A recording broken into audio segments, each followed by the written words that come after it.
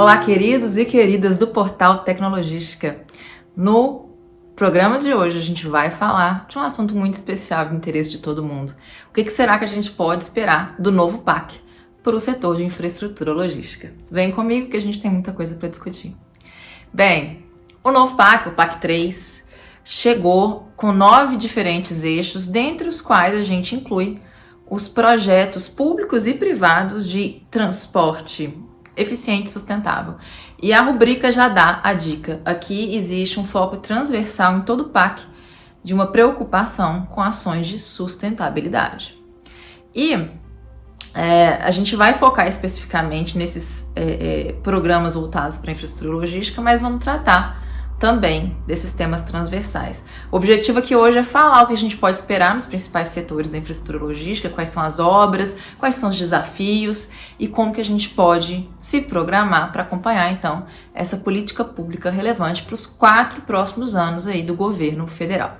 A gente sabe que o PAC tem uma história longa, de alguns êxitos e muitas críticas também, que a gente tem uma preocupação com o legado dessas obras de infraestrutura para que elas não sejam só voltadas a objetivos imediatistas ou eventualmente eleitorais, para que elas possam efetivamente melhorar a qualidade da infraestrutura brasileira, dos serviços a ela associados e, junto com isso, promover crescimento econômico, geração de emprego, bem-estar socioambiental.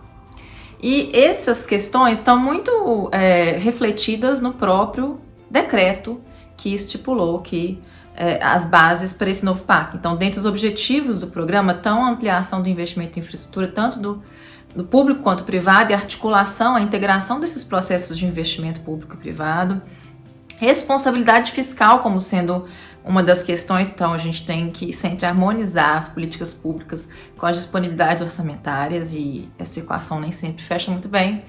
E também inclusão de objetivos socioambientais, inclusive nos parâmetros de licenciamento, por exemplo. E a gente vê que tem também uma abertura a parcerias público-privadas e concessões, ao contrário de declarações mais sensacionalistas que entendiam que o atual governo poderia quebrar com esse histórico de parcerias. Então aí eu já acho que é um bom sinal enviado, né, à sociedade, a gente não está falando aqui só do mercado privado, mas de todos nós como usuários dessas infraestruturas, de organizações do terceiro setor que controlam e zelam pela qualidade de serviços públicos, por exemplo. Então, alguns pontos aqui, começando pelos mais transversais. Preocupação com sustentabilidade. A gente não está falando só de desenvolvimento econômico estrito sensu.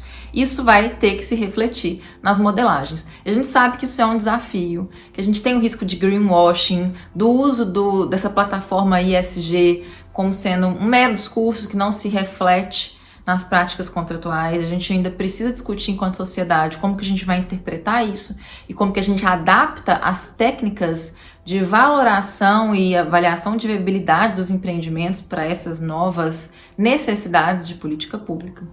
A gente tem uma estrutura de governança própria do PAC e ela cria 2 conselhos. O principal é o conselho gestor, que tem funções deliberativas, por exemplo, vai discriminar quais são as ações prioritárias, quais são os projetos e ações do novo PAC, o que vai receber transferência obrigatória por parte da União.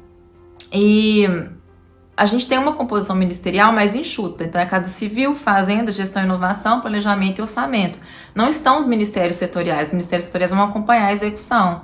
E aí, um desafio de governança é como que vai ser feito esse diálogo, né? A gente não pode criar ilhas dentro do governo federal. E a gente sabe que houve na construção desse novo PAC um esforço dialógico, tanto interno, né, na esfera federal, quanto com estados e municípios. E a incorporação dessas trocas e desses diálogos é fundamental para que a gente possa ter uma boa convergência entre necessidades de política pública e alocação desses recursos. Então, tá aí um dos desafios eternos, né? Não é só desse PAC. Se a gente equacionar isso, muita coisa vai estar resolvida. Também a gente tem aqui um outro ponto, que é o tamanho, a ênfase que as rodovias têm nesse novo PAC, gente. São previstos no PAC uma bolada de investimento, né? São mais de 349 bilhões de reais, muita grana. Lembrando que não só são recursos públicos, tá? Um mix aí de investimentos públicos e privados. A previsão é que 185 bilhões sejam voltados para o setor de rodovia. É mais de 50% do valor total. E a gente sabe que a gente tem sim uma necessidade, uma demanda reprimida, uma necessidade de tornar os nossos corredores rodoviários mais eficientes, mais modernizados, mais seguros. Mas será que também a gente não está perpetuando a nossa eterna dependência desse modal? E aí, os ciclos de repetição de investimento em modal rodoviário, num contexto que a gente quer fazer transição energética, que a gente quer transporte mais limpo, será que é por aí? Então, fica aí a dúvida, né? A gente sabe que é sim um setor importantíssimo, que necessita desses recursos, mas eu acho que a gente tem que zelar para, uma vez eles estando previstos, para que eles sejam investidos de uma maneira sábia. E existe sim uma concentração sul, sudeste, centro-oeste, onde estão os fluxos logísticos já consolidados, com uma pequena abertura para ampliar. Por exemplo, para novos projetos, você tem lá uma interligação do litoral nordestino, o que é também muito importante, né? Porque para a gente ter um estímulo da criação, da demanda e da produção, ter a infraestrutura logística é importante, né? São questões que se co-criam, são cogenerativas e fica muito difícil, né? Se a gente estivesse fiando só em investimento privado, você colocar a infraestrutura no lugar onde ainda não tem a demanda e não tem uma estrutura arrecadatória de tarifa que vai fazer esse projeto ser sustentável. Então a gente está sempre com esse dilema aí também no setor de infraestrutura logística. Para sanear essa questão e para fazer projetos de concessão de rodovia em corredores de menor fluxo, muito importante que a gente coloque uma modelagem contratual que seja realista, cujo nível de serviço seja compatível com a realidade arrecadatória das tarifas para aquele fluxo ali, para aquele trecho. E eventualmente pensar, é uma rodovia que vai demandar um tipo de aporte? Isso é algo que, enquanto política pública, faz sentido? Então, esse aviso também aí tá sempre na ordem do dia. O setor ferroviário também foi bastante destacado, não tão pujante quanto o rodoviário, mas são mais de 94 bilhões de reais. Desses valores, uma boa parte tem também relação com investimento em concessões existentes e futuras. E aqui a gente tem dramas antigos a serem resolvidos, a exemplo da Transnordestina, e esperanças também antigas, como, por exemplo, desenvolver o corredor da FICO-FIOL. Isso também está lá previsto no PAC. Já o setor portuário, ele está um pouquinho assim abaixo no número de investimentos, mas são também bastante ações que são previstas. São 137 empreendimentos do setor portuário, mais de 54 bilhões de reais previstos para novos acessos terrestres, túneis, moles, obras de dragagem, fazer também novos terminais, incluindo TUPs, né? Nessa dinâmica também de colaboração. Já o setor aeroportuário, ele está muito concentrado nas concessões, são mais de 49 aeroportos já concedidos, de um total de mais de 10 bilhões previstos para investimento, 9,2 bilhões são voltados para concessões já existentes, são investimentos de origem privada.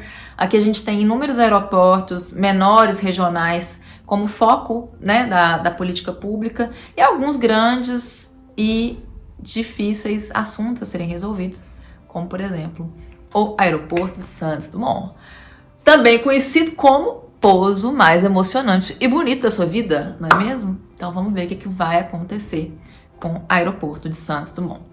E por fim, setor hidroviário é o mais diminuto, né? São 4,1 bilhões, 131 empreendimentos, ações de derrocamento, ações de construção e recuperação de algumas instalações de pequeno porte, também estão previstas aí para o setor aquaviário. Uma coisa que a gente está sempre refletindo é como que a gente vai viabilizar não só a questão orçamentária, que é um desafio, mas como que a gente vai para a parte tática e gerencial desses empreendimentos. E aqui vai ser necessário a gente trabalhar com o aparato de contratualização do Estado. E, nesse caso, a gente tem um super desafio também. Uma parte, como vocês viram, tem um fomento explícito a concessões e PPPs, né? É um modelo que é endossado de forma expressa pelo governo federal. Não precisamos ter medo de que acabou concessão em PPP no governo federal, pelo contrário, houve realmente um esforço de continuidade, ampliação.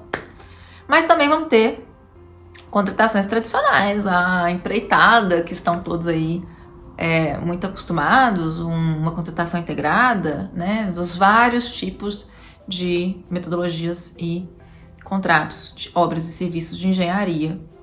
E a gente sabe que aí é um calo dolorido.